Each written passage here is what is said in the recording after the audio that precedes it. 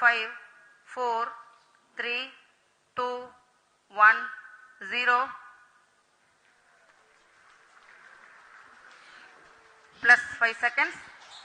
Lift off normal. Here we have a majestic lift-off of LVM-3 M4 rocket carrying India's prestigious Chandrayaan 3 spacecraft. P2 tracking.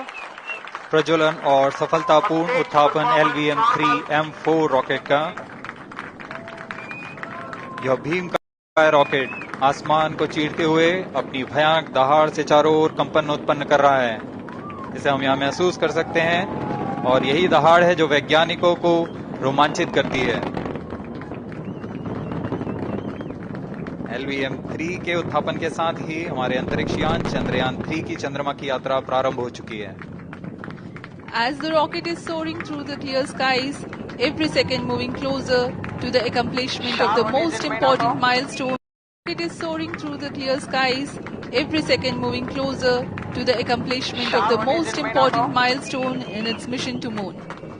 Every Indian witnessing the launch live is content with the feeling of watching history in the making.